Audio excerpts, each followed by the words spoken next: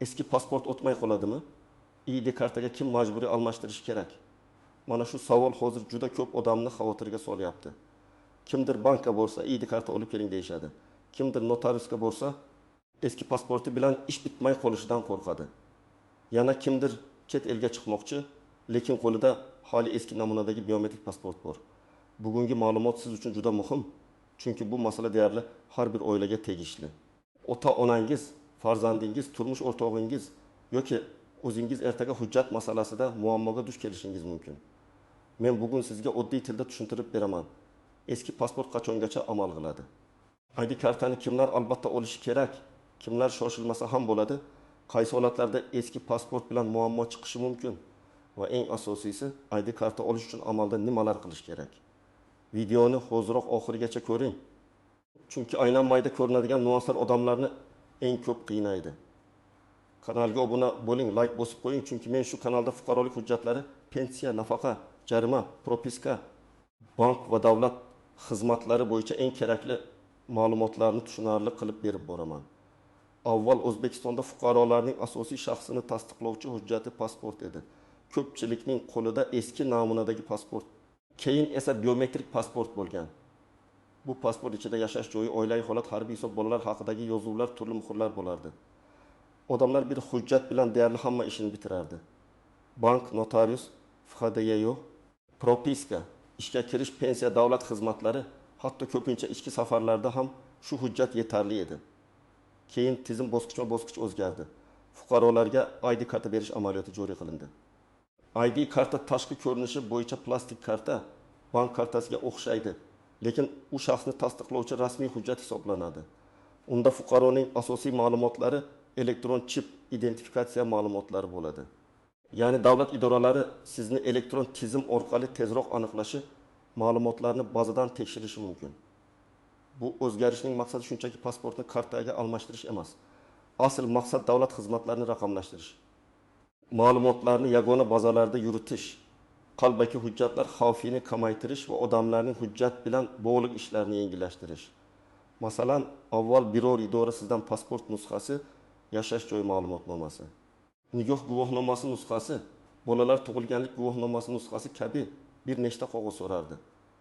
Raqamli tizim kuchaygani sari idoralar bu ma'lumotlarni o'zaro elektron almashishi kerak. ID karta shuning uchun ham muhim bo'lib bormoqda. Lekin eng katta savol shu: eski biometrik pasportlar birdaniga bekor bo'lib qoladimi? Ko'pchilik shu yerda adashadi. Umumiy qoida bo'yicha eski biometrik pasportingiz muddati tugamagan bo'lsa, u belgilangan muddatigacha shaxsni tasdiqlovchi hujjat sifatida amal qiladi. Ya'ni sizda pasport bor, unda amal qilish muddati hali tugamagan, hujjat yaroqli holatda.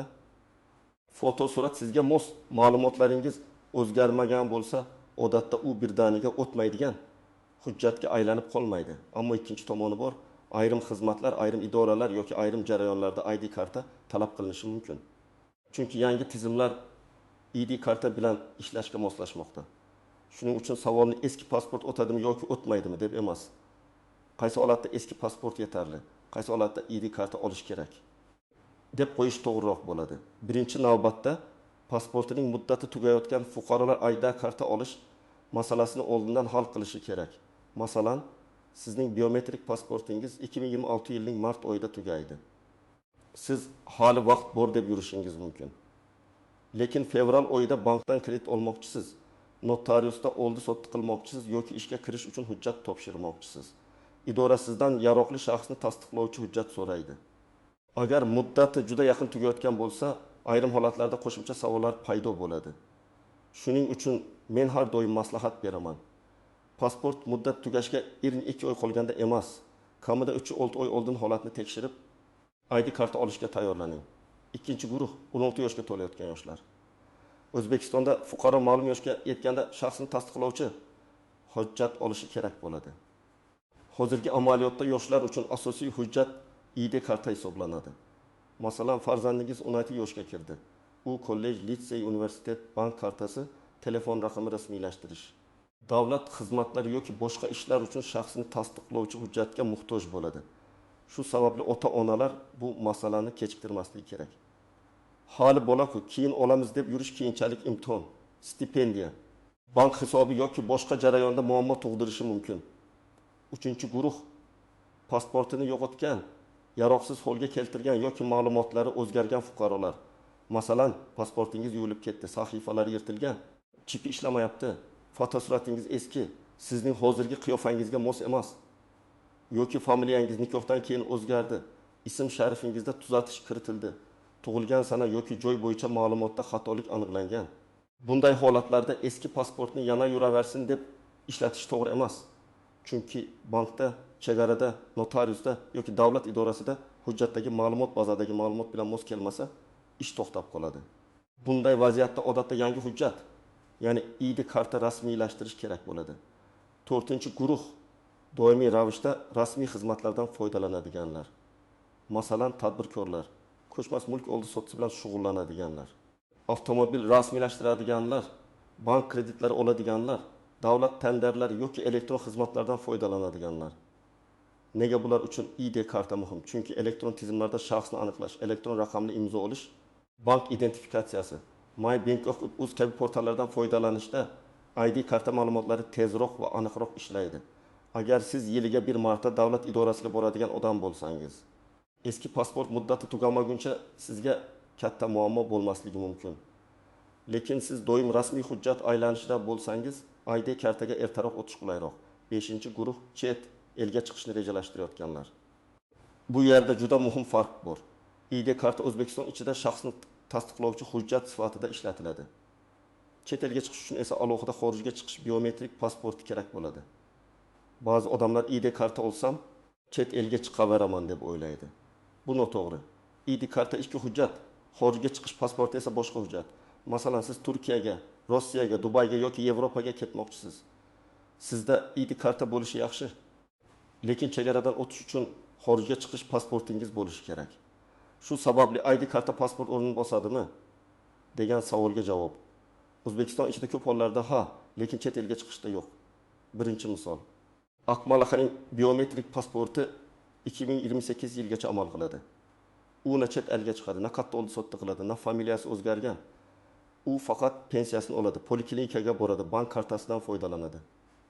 Bunday holatda u vahimaga tushib, ertaga pasportim o'tmay qolarkan deb yugurish shart emas. Lekin agar bank yoki boshqa idora ID karta talab qilsa, u holda vaqtni cho'zmay ID karta rasmiylashtirgani ma'qul. Ikkinchi misol. Dilnoza opa turmushga chiqdi va familiyasini o'zgartirdi. Uning eski pasportida boshqa familiya, nikoh guvohnomasida boshqa holat, bank kartasida esa eski ma'lumot turibdi. U pasportimning muddati hali bor deb yuraversa, keyinchalik kredit, notarius, aviachipta, ish joyida hujjat mos kelmasligi mumkin. Bunday holatda ID karta olish zarur bo'ladi, chunki shaxsiy ma'lumot o'zgargan.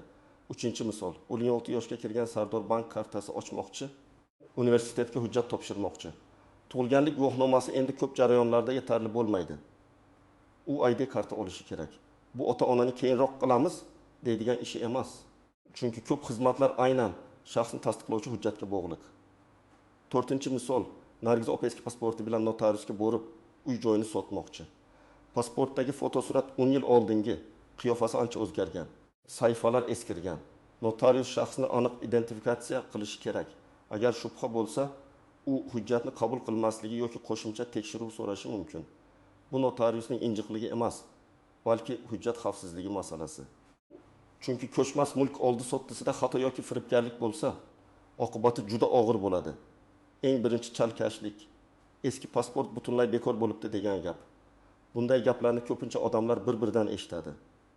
Lekin hujjatning amal qilish muddati, holati va xizmat turiga qarab vaziyat farq qiladi. Agar pasportingiz amal qilayotgan bo'lsa, u o'z-o'zidan noqonuniy hujjatga aylanmaydi. Lekin davlat tizimlari ID kartaga o'tayotgani uchun amaliyotda ayrim joylarda ID kartani so'rashlari mumkin. Shu sababli eng xavfsiz yo'l pasport muddati tugashini kutib o'tirmasdan qulay vaqtda ID-kart olish. Ikkinchi nuanja. ID karta olganingizdan keyin eski ishki pasport masalasi. Odatda yangi hujjat rasmiylashtirilganda eski hujjat tegishli tartibda bekor qilinadi yoki tizimda yaroqsiz holatga o'tkaziladi. Shuning uchun sizda bir vaqtning o'zida ikkita ichki shaxsni tasdiqlovchi hujjat to'liq kuchda yurish kerak degan tushuncha noto'g'ri. Davlat bazasida qaysi hujjat faol ekani muhim. Agar siz ID karta olgan bo'lsangiz, Keyingi rasmiy ishlaringizda asosan ID kartadan foydalanasiz. 3-nuvonchi yashash joyi haqidagi ma'lumot. Eski pasportda propiska muhri bor edi. Odamlar shu muhrni ko'rsatib ish bitirardi. ID kartada esa hamma ma'lumot pasportdagidek sahifalarda ko'rinib turmasligi mumkin. Yashash joyi elektron bazalarda yuritiladi. Ba'zi joylarda sizdan propiska qayerda deb so'rashsa, ma'lumotni elektron bazadan tekshirishlari kerak. Lekin amalda ayrim tashkilotlar hanuz qog'oz ma'lumotnoma so'rashi mumkin. Bunday holatda siz davlat xizmatlari markazi orqali yoki elektron portal orqali yashash joyi bo'yicha ma'lumotnoma olishingiz mumkin. 4-nuvonchi ID karta va xorijga chiqish pasportini adashtirmang. Men buni yana takrorlayman. Chunki eng ko'p xato shu yerda bo'ladi. ID karta ichki hujjat. Xorijga chiqish uchun alohida pasport kerak. Agar sizda eski biometrik pasport bo'lsa, u qaysi turdagi pasport ekanini tekshiring. Ikki pasportmi yoki xorijga chiqish pasportimi? Chunki ayrim odamlar menda pasport bor deydi, lekin aeroportda boshqa hujjat talab qilinadi. Safarga chiqishdan oldin hujjatning amal qilish muddati, viza talablari, pasportning bo'sh sahifalari, ism, familiya yozilishi va aviachiptadagi ma'lumot bilan mosligini albatta tekshiring. 5-nuvonchi banklar, mobil operatorlar. Ko'p odam aynan bankda muammoga duch keladi. Masalan, siz kredit olmoqchisiz, katta miqdorda pul o'tkazmoqchisiz yoki hisob ochmoqchisiz. Bank xodimi tizimga ma'lumot kiritadi, lekin eski pasport seriyasi yoki ma'lumotlari bazada to'liq chiqmasligi, yangilanish talab qilinishi mumkin. Shunda bank sizdan ID karta olib kelishni so'rashi ehtimoli bor. Mobil operatorlarda ham shunday. SIM karta rasmiylashtirish, yo'qolgan raqamni tiklash, egasini o'zgartirish kabi jarayonlarda shaxsni aniqlash qat'iy bo'ladi. 6-nuvonchi hujjatdagi xatolar. Ba'zan odamning pasportida ism Shohrux deb yozilgan, tug'ilganlik guvohnomasida Shohrux, diplomda boshqa yozilgan, bankda yana boshqacha. Yillar davomida bu sezilmay yurishi mumkin. Lekin elektron tizimlar kuchaygan sari bitta harf farqi ham muammo tug'diradi. ID karta olishdan oldin shaxsiy ma'lumotlaringizni tekshiring. Familiya, ism, ota ismi, tug'ilgan sana, tug'ilgan joy, JSS raqami, yashash joyi ma'lumotlari to'g'ri bo'lishi kerak. Agar xato bo'lsa, avval uni tuzatish tartibini aniqlang, keyin yangi hujjat oling. 7-nuvonchi keksa yoshdagi odamlar. Ota-onamiz yoki buva-buvilarimiz ko'pincha mening pasportim bor, menga karta kerak emas deyishi mumkin. Agar pasport muddati uzoq bo'lsa va ular kamdan kam rasmiy xizmatdan foydalansa, shoshilmaslik mumkin. Lekin pensiya kartasi, bank amaliyotlari, notarial ishonchnoma, meros davolanish uchun yo'llanma, sanatoriy, uy-joy masalasi kabi holatlarda ID karta kerak bo'lib qolishi mumkin. Shuning uchun farzandlar ota-onasining hujjatlarini tekshirib qo'ysin. Muddati qachon tugaydi?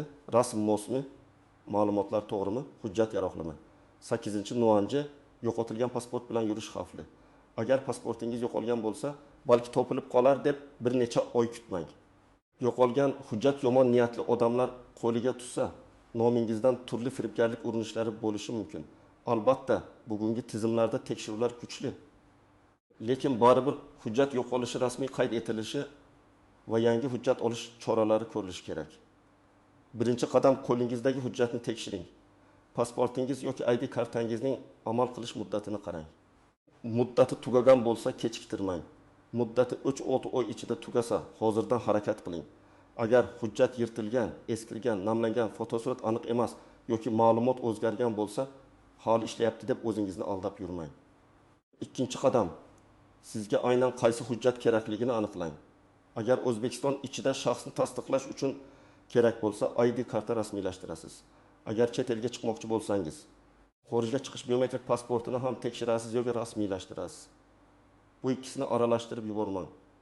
3-qadam, doimiy yashash joyingiz bo'yicha migratsiya va fuqarolikni rasmiylashtirish bo'limiga yoki davlat xizmatlari markaziga murojaat qilish imkoniyatlarini tekshiring. Ayrim hududlarda ID karta rasmiylashtirish pasport migratsiya bo'limlari orqali amalga oshiriladi. Ayrim xizmatlar esa davlat xizmatlari markazlari yoki elektron navbat orqali qulaylashtirilgan bo'lishi mumkin. Eng to'g'ri ma'lumotni yashayotgan hududingizdagi rasmiy organlardan oling. 4-qadam, hujjatlarni tayyorlang. Odatda sizda amaldagi pasport yoki eski hujjat, tug'ilganlik guvohnomasi kerak bo'lishi mumkin bo'lgan holatlar. Nikoh yoki ajrim guvohnomasi agar familiya o'zgargan bo'lsa, davlat boji to'langanligi haqidagi ma'lumot, ariza hamda biometrik ma'lumotlar olish uchun shaxsan borish talab qilinadi. Ko'pincha surat joyining o'zida olinadi.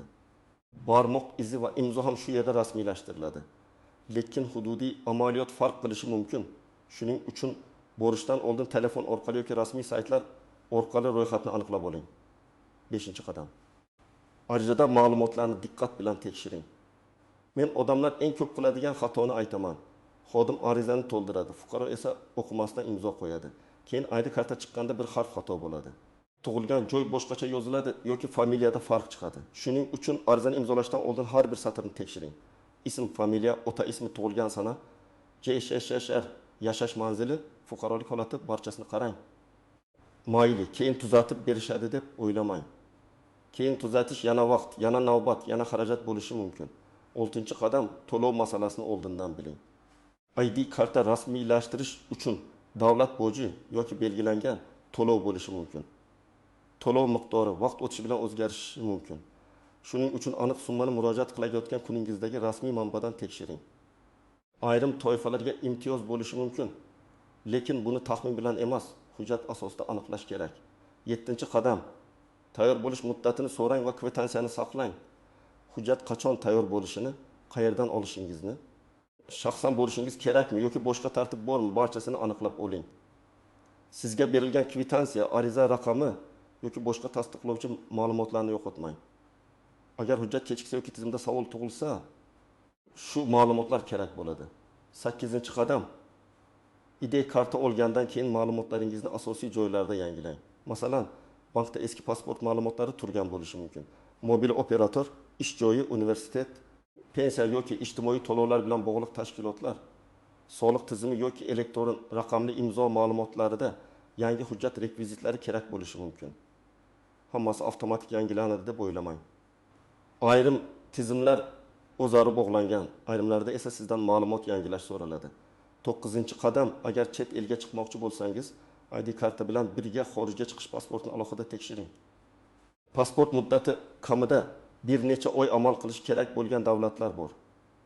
Masalan, ayrim mamlakatlar kirish vaqtida pasport muddati 6 oy yoki undan ko'proq bo'lishini talab qiladi. Shuning uchun aviachipta olib qo'yib, keyin pasport muddati yetmasligini bilib qolish eng noqulay holat.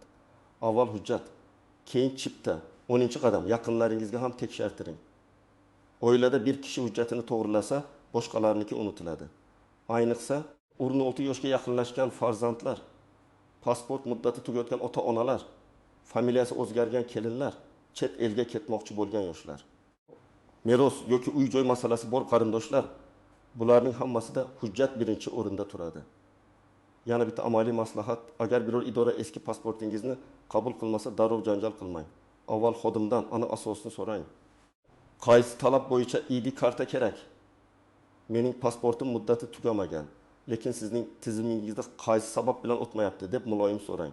Ba'zan muammo hujjatda emas, tizimdagi ma'lumot yangilanmaganida bo'ladi. Ba'zan esa haqiqatan ham xizmat turi ID karta talab qiladi. Agar sizga noqonuniy talab qo'yilyapti deb hisoblasangiz, yuqori tashkilotga yoki rasmiy murojaat kanallari orqali yozma murojaat qiling. Og'zaki tortishuvdan ko'ra yozma javob doim kuchliroq. Demak, asosiy fikr shunday. Eski biometrik pasportingiz muddati tugamagan va ma'lumotlaringiz o'zgarmagan bo'lsa, u odatda belgilangan muddatigacha amal qiladi. Lekin hayotdagi ko'p jarayonlar ID kartaga o'tayotgani uchun pasport muddati tugashini kutib yurish har doim ham qulay emas. 16 yoshga to'lganlar, hujjati yo'qolgan yoki yaroqsiz bo'lganlar, familiyasi yoki boshqa shaxsiy ma'lumotlari o'zgarganlar, pasport muddati tugayotganlar, bank, notarius, mulk, kredit, elektron xizmatlar bilan ko'p ishlaydiganlar ID karta masalasini albatta hal qilishi kerak. Eng muhimi, ID karta ichki hujjat, xorijga chiqish pasporti esa alohida hujjat ekanini unutmang. Hujjatlaringizni bugun tekshirib qo'ying. Muddati, ma'lumotlari, holati va sizga kerak bo'ladigan xizmatlar bo'yicha mosligini ko'ring. Shunda ertaga bankda, aeroportda, notariusda yoki davlat idorasida kutilmagan muammoga duch kelmaysiz. Agar sizda eski pasport bilan bog'liq muammo bo'lgan bo'lsa, qaysi idorada qanday holatga duch kelganingizni izohlarda yozib qoldiring. Boshqa tomoshabinlar ham sizning tajribangizdan foyda oladi. Video foydali bo'lgan bo'lsa, like bosing, kanalga obuna bo'ling va yaqinlaringizga yuboring. Chunki bitta to'g'ri ma'lumot ko'pincha odamni ortiqcha navbatdan ortiqcha xarajatdan va katta asabbuzarlikdan saqlab qoladi.